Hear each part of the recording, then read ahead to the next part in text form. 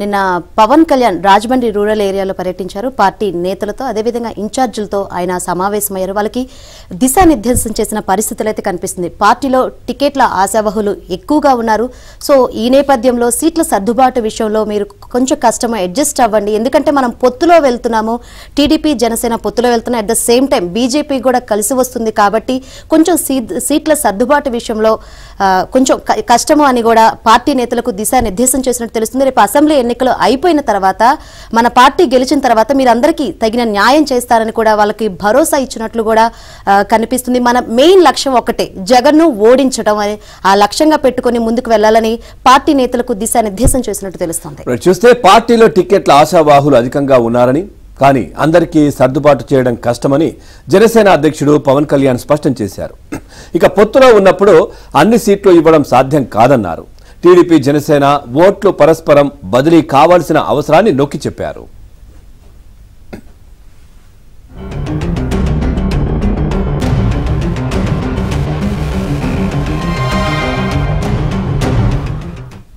ఎట్టి పరిస్థితుల్లోనూ జగన్ ఓడాలి. జనసేన తెలుగుదేశం కలిసి అధికారంలోకి రాబోతున్నాయి.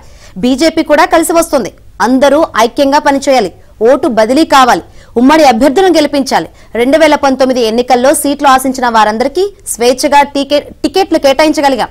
ప్రస్తుత పరిస్థితులు వేరు, అర్థం చేసుకోండి. మీరుంటేనే నేనుంటాను, నేనుంటేనే పార్టీ ఉంటుంది అని పవన్ కళ్యాణ్ చెప్పారు.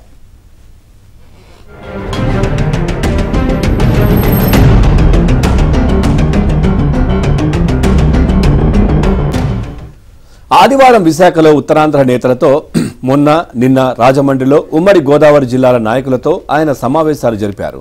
పొత్తులో భాగంగా అనుసరించాల్సిన వ్యూహంపై దిశానిర్దేశం చేశారు. పొత్తులో ఉన్నప్పుడు కొన్ని కుదుపులు, అందరికీ సీట్లు కేటాయింపులు సాధ్యం కాదు.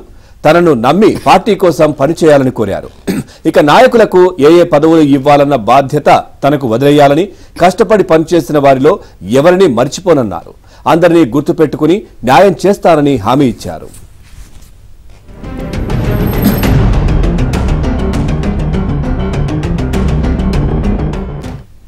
ఎవరూ అధైర్యపడొద్దన్న పవన్, తనతో పాటు పోటీ చేసే మెజారిటీ సభ్యులను అసెంబ్లీకి తీసుకువెళ్తాను. సార్వత్రిక ఎన్నికల తర్వాత జరిగే ప్రతి ఎన్నికల్లో పొత్తులో భాగంగా 3వ వంతు సీట్లు మనకు వస్తాయని భరోసా ఇచ్చారు. అప్పుడు అందరికీ అవకాశాలు లభిస్తాయని చెప్పారు.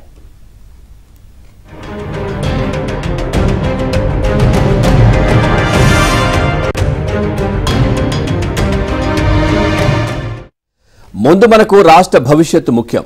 ప్రస్తుతం వైసీపీని ఓడించడమే లక్ష్యంగా టీడీపీ జనసేన ముందుకెళ్తున్నాయి. త్వరలో బీజేపీ కూడా కలవబోతోంది. 3 పార్టీల నాయకులు కలిసి పనిచేయాల్సిన అవసరం ఉంది.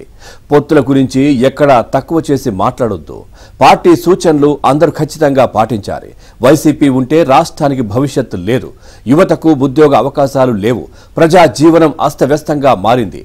ఇలాంటి సమయంలో రాష్ట్రానికి అండగా నిలవాల్సిన బాధ్యత మనందరిపై ఉంది అని పేర్కొన్నారు.